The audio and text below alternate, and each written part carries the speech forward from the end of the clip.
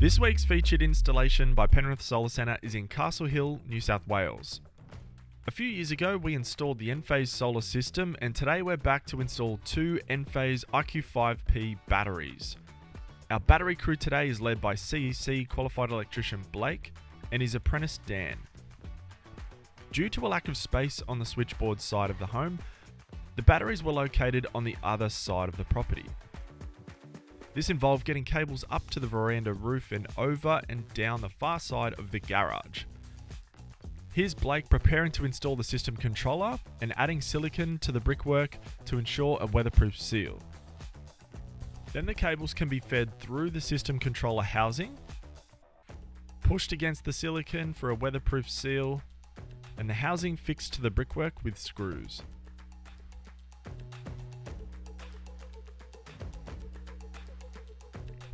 With the cables run and the controller mounted, Dan will continue working on the system controller while Blake gets started with the battery installation, and this starts with setting out the brackets for the batteries.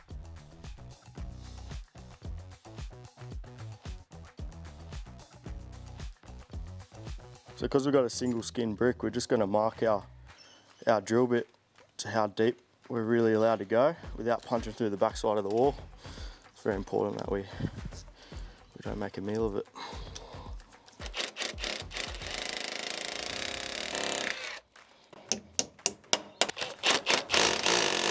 Them in place just to get them level. Just a nice easy fixing, and then we're going to go back around and chuck some dynabolts in once they're all straight and level.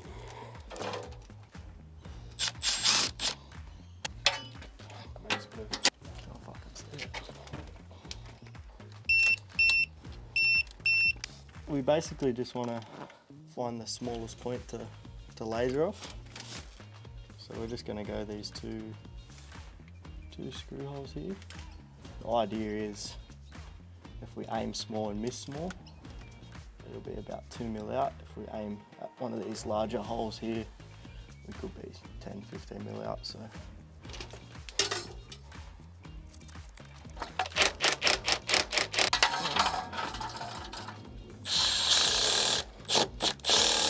we like to go a little bit further, just in case it gets stuck in there, we're able to punch it out. So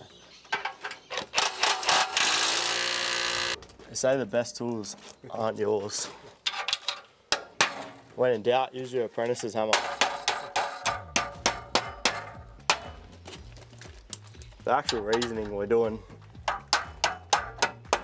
blue plugs is these are actually an 8 mil hole, and we're driving a 10 mil dynabolt through them, so they tend to spin and grab and lose. It's really hard to level.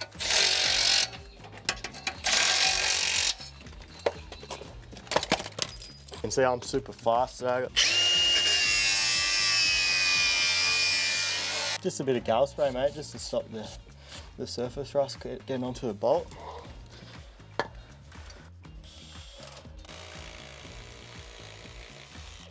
So now we're just going to drill from both ends, so we'll measure it out on this side. We'll jump in the garage and drill from the other end, just so we don't blow all the brick out, make a big mess. The trick to actually finding your holes is to drill through a mortar line. If you drill all the way through a mortar line, you won't actually bust out the brick. We don't have the luxury with this one. It is where it is, so we'll have to measure it out.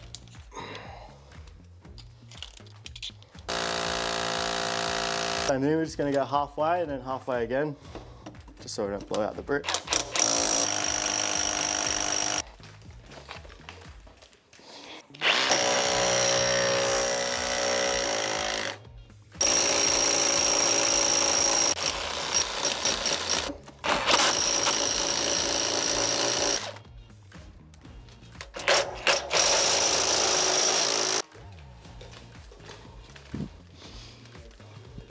You'll see once we start putting them all together, we'll be able to have some tunnels and access points for our cables.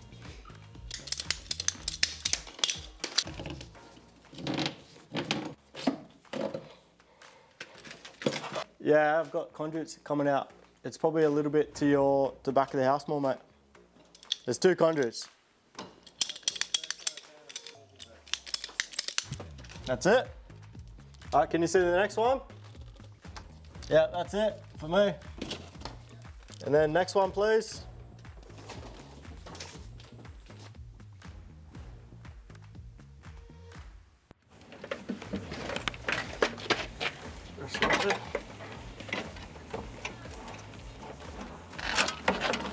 Ready?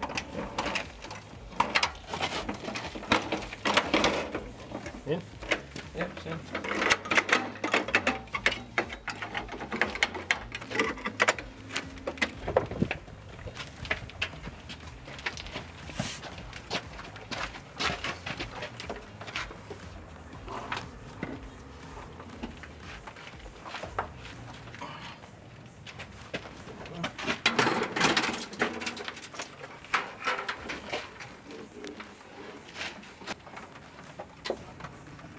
Done. Good. It's covered.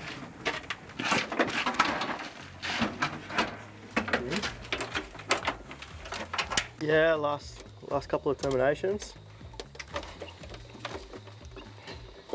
I guess termination's the end of, right? So the end of the cable, we're connecting them all together. So it's a shielded data cable. As you can see, we've got a drain earth wire there that will connect into the earth terminal. Basically, that just gets rid of all the interference as it's running with a live 240 cable, so you can get a bit of noise in the cable. So the drain wire sort of drains that all out, just for correct communications.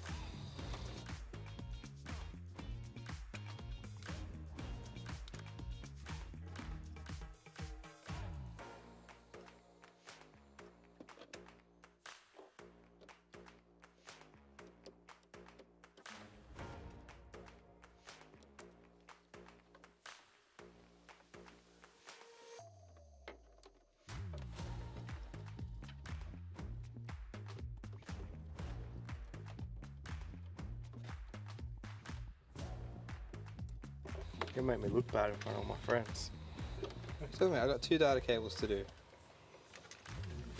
So you're saying I'm taking the easy way out, eh? For the comms, one's primary and one's secondary, and the comms patches out of the first one into the second one, so they can both talk back to the controller.